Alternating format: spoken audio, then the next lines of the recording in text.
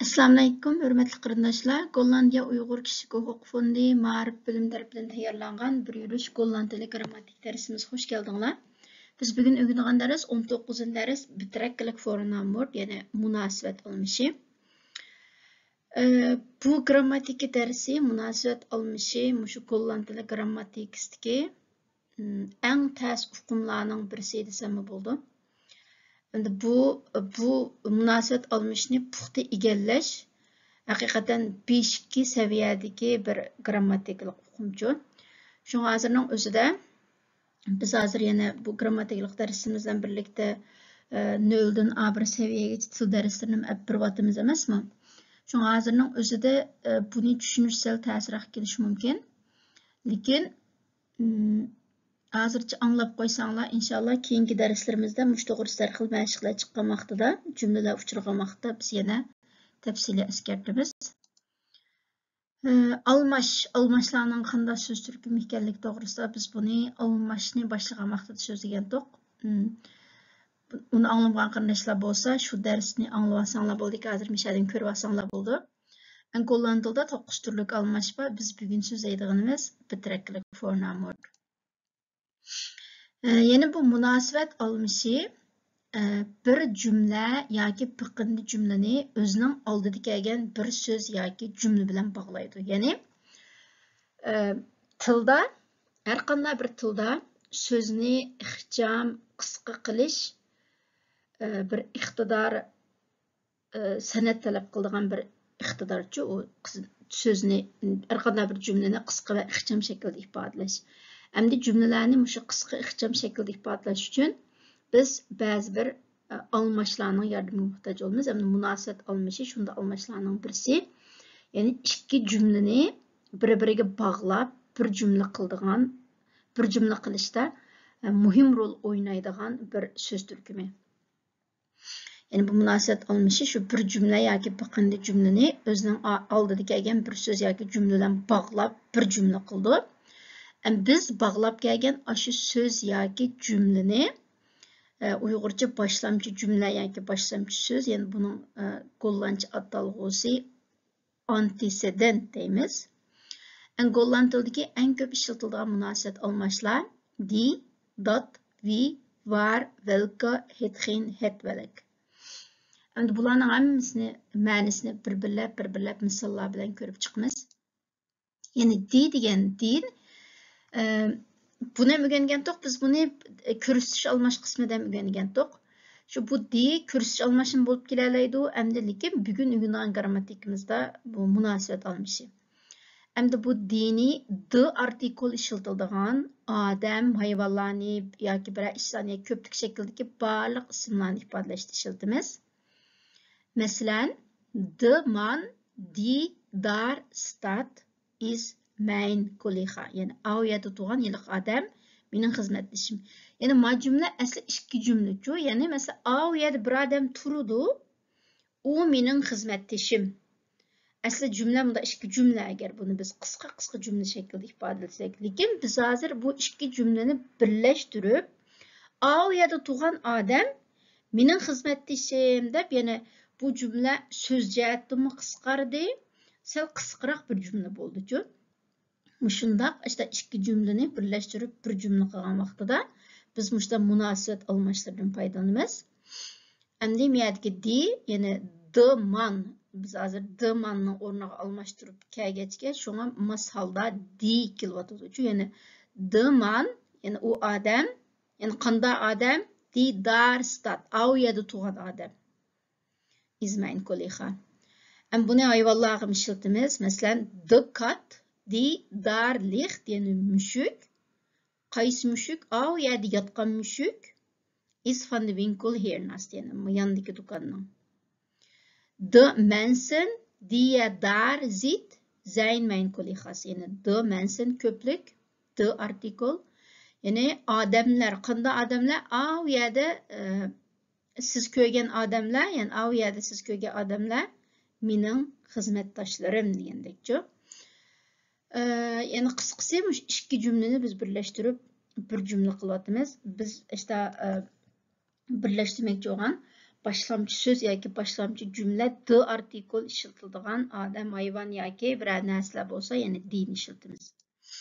Dini yana uningdan boshqa iemand, niemand, iedereen, degene, diegene, sommigen, enigen, verschillenden, in par degandek mushu so'zlar kelganda jumlada mush so'zlar ya'ni boshlamchi so'z yoki boshlamchi jumla bo'lib kelgan ahvol ostida har doim din ishlatamiz. Masalan, het is iemand die heel slim is, ya'ni u pek aqlli biri. Is hier niemand die kan koken, ya'ni bu yerda tamoq yetalaydigan hech kim yo'q, ya'ni asli bu ikki jumlachu, ya'ni bu yerda jiq odam bor, lekin hech kim tamoq yetanmaydi deganni biz qisqartirib bu yerda tamoq yetalaydigan hech kim yo'q deb ifodalayapmiz-chu. And iedereen die was deed mee, ya'ni bu yerda bor kishilarning hammasi qatnashdi. Iedereen die. And degene die daar staat is mijn broer, ya'ni degene uning keyindan die. Yani misal, yani degene die het heeft gedaan, krijgt straf. Yani bunu qilgan kishi jazoga uchraydi. Yani bu masalan ikki jumlachu. Yani masalan buni bir kim qildi, u qilgan kim qilsa jazoga uchraydi deb, yani bu ikki jumlani biz birlashtirib buni qilgan kishi jazoga uchraydi deb ifodalayapmiz. Sommigen die daar waren hebben het ongeluk gezien. Yani u yerda turgan ba'zi kishilar u hodisani ko'rgan. Sommigen, enigen die te laat kwamen, misten de bus, yani kechikib kelgan kishilar avtobusni qochirib qo'ydi. Enigen, verschillenden die stonden te wachten, regent het helemaal nat. Yani saqlab turgan bir qancha kishilar, verschillenden bir qancha degan ma'nosi bor. En ik heb nog een paar die nog heel zijn. Yani men yani bütün bo'lgan bir qanchasi bor, saq bo'lgan bir qanchasi bor degandek. Yani die qisqasi xulosalsam shu d artikul keldigan ism, narsalar, shaylar, and undan keyin biz boya o'rgangan o'sha degene, sommigen, enigen, niemand, iemand degan mushu so'zlar boshlamchi so'z bo'lib kelgan ahvol ostida har vaqt din ishlatamiz. Endi keldik dat. Endi dat diga o'xshashlam, lekin het artikul keldigan Golland tilda ismlar biz o'rgangandik, ba'zi ismlarga d artikul keldi, ba'zi ismlarga het artikul keldi deb. Dat het artikul ishlatiladigan odam, hayvonlarni yoki biror ishlarni ifodalashda ishlatildi. Masalan, het werk dat hij moest afmaken is klaar. Yani o qilib tugutish kerak bo'lgan xizmat tugudi, tayyor bo'ldi. Yani het werk bo'lg'achqa dat kelyotdi. Het raam dat gebroken was is vervangen. Yani sunib ketgan yiliqi dariza. Het raam bo'lg'achqa dat. Het pasje dat kwijt was is gevonden. Yani jutib ketgan yiliqi kart tepib olindi. Het boek dat ik lees, ben o'qigan o kitap is erg spannend. Adamni bek heyecanlandırırken. En drink geen drankje. Het drankje dat je niet verdraagt. En ons götürmeydigan içimliklerini içmem. Volg een date dat je kunt volhouden. Het date yani periz tutmak, yemek içmekten. En özünüz müstehkem turalaydigan perizni tutun. En daar loopt een hondje. Het hondje. Ik vorige week in Kalafi heb gegeven. Yani o yerda men o'tgan hafta so'ng aytpagan ishga ketib bordi degandekchi. Uni mushtatdan oldidagi so'zlar qarasanglar hammasi het artikul keldigan ismlar. Endi keldik var. Bu var asli ma'nosi qayerda degan ma'nosi bor. Lekin bu var ham mushta munosabat olmish bo'lib kelalaydi. Bu var odatda fe'illarga, Golland tilida ba'zi bir fe'illar bor. Cho'qim o fe'illar mas bir oldi qo'shilg'uch bilan keldi. Biz burungi darslarda buni o'rgangan. Masalan, komen out. Ik kom uit Urumchi. Men Urumchidan keldim. Luisteren naar. Ik luister naar de radio. Ben radio anglayman. Degandekchi, mushta bir fe'illar cümlede muşta fe'illar bo'lgan vaqtida muşta fe'illar birga kelgan jumlalarda agar munosabat olmishi ishiltish to'g'ri kelib qolsa, u vaqtda biz varni ishlatamiz. Masalan, Het bureau waaraan ik werk is van hout. Yani. Ma cümlenin xəbəri werken an. Yani werken an. Bu nəsə yani bir iş üstüdə bir işni qılmaq, bir iş üstüdə güc çıxarmaq degəndək mənası var. Yəni daim işte werken an birgə kelidi. Şu məyədə hazır het bureau waaraan ik werk. Yəni mən yasmaqçı bolğan o üstəl is van hout, yağaçdan. Əslində bu iki cümlə, yəni mən bir üstəl yasmaqçı, üstəl yağaçdan deyib, biz onu birləşdiriblə mən yasmaqçı bolğan üstəl yağaçdan deyib ifadələrdimiz. Anda ma cümlənin xəbəri ma werken an. Muşda forzetsion aldı qoşulğucu bilan birgə keldigan bir pil bolğaçqa şunu biz bu yerdə varni işlətdik. Yəni əsli bayaqı qayda boyunca, yəni biz ma het bureau, yəni üstəl muşu hazır başlanğıcı sözü o cümlədə. Əsli het bolğanlıq üçün masalda dat kelətdi. Lekin bu yerdə ma werken an, ma pil an bilan birgə keldi.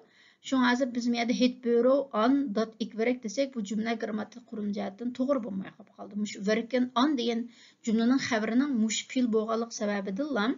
Var deganni işlətimiz, ondan var an debçi. Şu het bureau waaraan ik werk is van hout.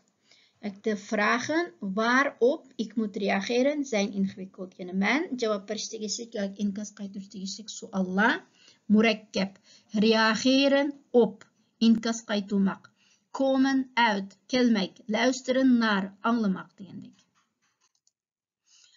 Ondan biz baya degen bu cümle yani var an degenni biz yana ayrım işletsek mi boludu. Lekin bunda ahval aslida cümlenin ilgisi şu o'ttirg'i keldi. Yani sizlar ma'noni ko'rgandek, masalan, agar ayirib ishlatib qolsak, o chog'da het bureau waar ik aan werk is van hout.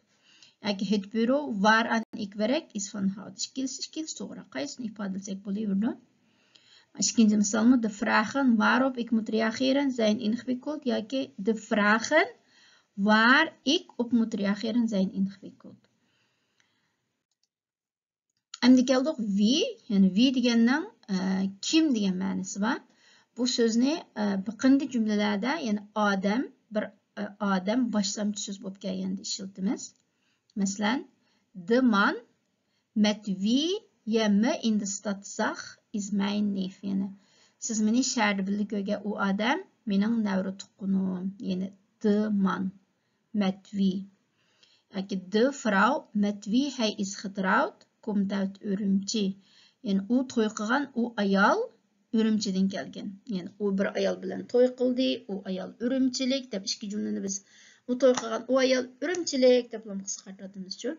Biz hozir shu ifodalamoqchi bo'lgan boshlamchi so'z, yani antecedent, yani odam bo'lganlik uchun men shu vi odam keldi. Vi niet mee wil doen kan hier op ons wachten. Yani vi odatda cümlede ega bo'lib, eng boshda mustaqil oldi kelalaydi. Yani kimda-kim qatnashishni xohlamasa, bu yerda bizni saqlab tursa bo'ladi degan ma'noda. Endi what.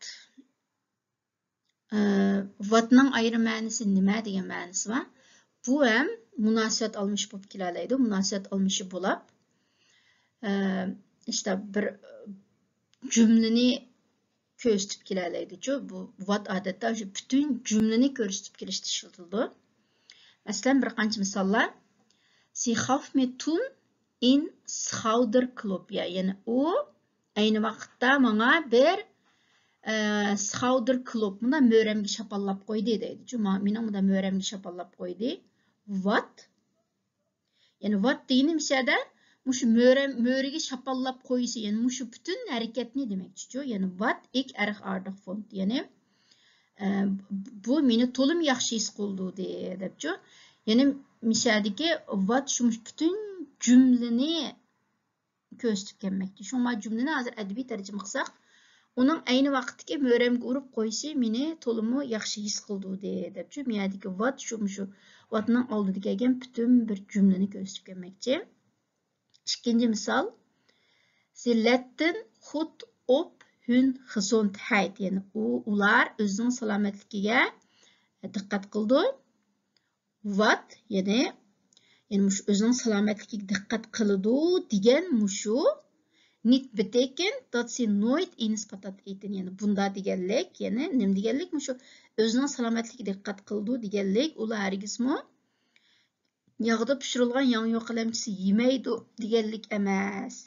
Debchi mishadiki what, yani mushu bütün bir cümleni what'ning oldida kelgan bütün bir cümleni ko'rsatib kelyotidi. And what, yani öz aldığa cümlenin öz aldığa bir mustaqil kelalaydi. Mesela what hij zegt is volslagen onzin desek, yani onun deganlarining hammasi butunlay quruq gaplar debchi, yani eng cümlenin eng oldida kelib mustaqil holatni kelalaydi. And what'ning ikkinchi xil ishlatilishi ham normal ig'iz tilda tushuncha, biroq uqumni bildirib kelgan bütün cümleni ko'rsatib kelishda ishlatildi. Ko'pincha hollarda mush eats, needs, fuel, weinig, genug, alles degan mushu almashlarning, bu almashlar iniqsiz almashlar. Mushning keyinidami doim what keldi. Masalan, dat is iets wat je nog moet weten. Yani bu siz bilish tegishli bir ish. Bu mamlat ikki jumlachu, yani bu yerda bir ish bor. Bu ishni siz bilishingiz kerak debchu. Lekin biz buni birlashtirib, bu siz bilishga tegishli bir ish deb ham ifodalaymiz. Yani dat is iets wat je nog moet weten. Is niets wat je nog moet weten. Yani siz bilish tegishli hech qanday ish yo'q. Is fuel wat je nog moet weten. Siz bilish tegishli jiqqi ish bor. Is weinig wat je nog moet weten. Bilish tegishli az ish bor. Is genoeg wat ik nog moet leren. Men o'rganish tegishli yetarli narsalar bor. Dit is al wat ik nog moet leren. Bular hammasi men o'rganish tegishli ishlar. Dit is alles wat ik heb geleerd. Bu mening o'rganganlarimning hammasi debchi. Mushta weten, yani bilish. Mushta bilishga, tushunchaga doir bildirib kelgan mushta jumlalarda bütün cümleni ko'rsatib keldi. Mush eats, needs, fuel, weinig, genoeg degandan keyindan keldi. Endi keldik welke. Bu welkening ma'nosi qaysi deb o'rgangandik hozirgacha. Masalan, welk land, qaysi davlat, welke straat, qaysi ko'cha degandekchi. Endi bu yerdan bu ham munosabat olmish bo'lib kelalaydi. Bu welke golland tilida bir turkum bog'lovchi so'zlar bor. Sizlar hozir men ko'rgan gedurende, davomida, jarayonda, yaqin sababidan, krachtens, qonun bo'yicha, umstrix, atrofida, sedertdan boshlab, sindesdan boshlab, rondom atrofida, tijdens, vaqtida, vanwege, sababidan, volgens, asosan, zonder, yo'q degandek. Yani mushu bog'lovchi so'zlar jumlada mushta biqindi jumla oldida kelgan vaqtda, yani ikki jumlani birlashtirib, doim mushu welke keyindan keldi. Biz endi bu bog'lovchi so'zlarni, yani ayrim o'rganib o'tamiz uchun mushu so'zlarning ma'nosini. Shundan hozircha qisqachalam mushu welke degandan keyin endi ishlatilishini sizlarga misol keltirish uchun buni keltirdim. Masalan, de weken gedurende welke ik in het ziekenhuis lag. Yani de weken haftalar. Yani qanday haftalar in ziekenhuis lag. Yani men doktorxonada yotgan, doktorxonada yetish jarayonidagi u haftalar. De weken gedurende, yani men doktorxonada yetish jarayonidagi u haftalar jafoliq edi, ig'ir edi.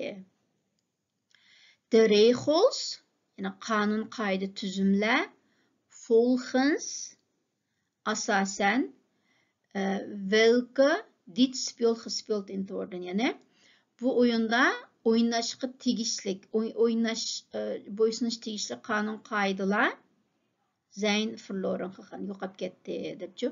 Ammo jumla hozir sal bir haqiqatan murakkab ters jumlalarchi. Shuning hozircha buni ish qilib shu welkening ishlatılishini tushuntirish uchun keltirdim. Hozircha anglab bek aniq tushunamagan bo'lsanglar hech qisi yo'q. Inshaalloh bu grammatikani bag'an siri boshqa shu bog'lovchi so'zlarni so'zlagandan keyin cho'qim tushunish bo'lib ketadi. Eng ahirgi ikki munosabat almishi, ya'ni bular konu munosabat almishlari burunqi hozir jiq ishlatilmaydi, ig'iz tildimi ishlatilmaydi bularchi. Lekin endi ba'zanda kitob o'qigan vaqtinglarda uchrab qolish mumkin, ham ba'zanda rasmiy yiziq tilida ancha-muncha uchrab qoldi. Shunga buni eskartib qo'ydim. Buni faqat mushta bir barkan deb bilib qolsanglar bo'ldi. İşte bir kitob o'qiganda uchrab qolgan vaqtda bunda bir munosabat almishdi deb tushunib olsanglarchi. Yani bu het-xen bilan het-velek, yani bir so'z het bilan xen birlashib, buning o'rniga boshqa munosabat almashlarini almashtirib ishlasak bo'ldi. Shunga talaffuz qilishga oson bo'lgan boshqa munosabat almashlari ko'p ishlatildi. Masalan, buni talaffuz qilishimiz sal ta'sirroq, ya'ni het-xen, het-velek. Shunga bu burun ishlatgan konu bir til ekan, hozir ko'p ishlatilmaydi ekan. Masalan, zijn beweringen stemmen niet overeen met hetgeen die dag gebeurde. Yani onun bayanatı o gün yüzü berge işler bilen maskemli de mesela azmışada hetgenin onuğa vatni almıştırsak boldiken. Yani zijn beweringen stemmen niet overeen met wat die dag gebeurde. En birisi het genootschap Onze Taal, het welk in 1931 werd opgericht, is de grootste taalvereniging ter wereld. Yani bizning tilimiz degan bu jamiyat 1931 yil qurilgan bo'lib, dunyodagi eng chong til jamiyatining biri deb, yani mushtab shu kitobiy tillarda ishlatildi. Burun bu qadimiy hozir ko'p ishlatilmaydigan ig'iz tilda asla ishlatilmaydigan bir xil munosabat almashlar ekan. Lekin men buni ham sizlarni navbat kerak kitob o'qiganda bir uchrab qolib qolsa, bilib qolsin degan maqsad bilan keltirib qo'ydim. Bugungi munosabat almashtirib to'g'ri so'zlaydiganimiz shunchalik.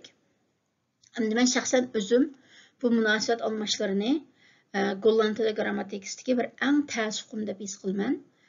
Mesela hozirning o'zidami men mush munosabat almashlarini ishlatib bir gap qilmoqchi bo'lsam, o'ylanib qilaman-chi. O'ylanib boshqa grammatik hukmlar, masalan ba'zi grammatik hukmlar bor, avtomatik bilan bek o'ylanib ketmasam-mu og'zimdan chiqara oladigan, lekin bularni ishlatgan vaqtimdami o'ylanib qilaman. Hozir bir narsa yozib qolib qolsam-mu bularni ishlatibchi. Yani hozirgacha bir ta'sis qilaman. Ondan bu agar oramizda boshqa tillarni o'rganib boqqan qarindoshlar bo'lsa, yani bu ingliz tilidagi which, who, what degan so'zlarga dal mos keldi. Ondan arab tili o'rganayotgan qarindoshlar bo'lsa, arab tilidami allazi, allati deb so'zlar bor. Dal shu allazi, allati deganga o'xshaydi bu munosabat almashtirish. Shunga endi hozirning o'zida dars ancha tushunish bo'lmagan nima darsni balkim ko'riblam bu munosabat almashlarini hozirlam ishlatib qo'llanib qilishinglar tez. Agar shunda ahvolga sizlarning kallanglarda işte bir ufqum shakllangan bo'lsa, tamam tushundim, lekin buni ishlatilmaydiganman deb. Bu intayin normal ahvol. İnşallah buningdagi darslarimizda, A2 B1 saviyadagi darslarimizda shunda munosabat almashlar ishlatilgan jumlalar jiq uchraydi-ku. O'sha jumlalarni jiq ko'rgandan keyin shu vaqtda tixinbak tushunishib bo'lib ketgisi inshaalloh. Ma'qulamsa bugungi darsimiz mush yerda oxirlashdi. Omon bo'lgaysizlar. Keyingi darsimiz ko'rishaylik.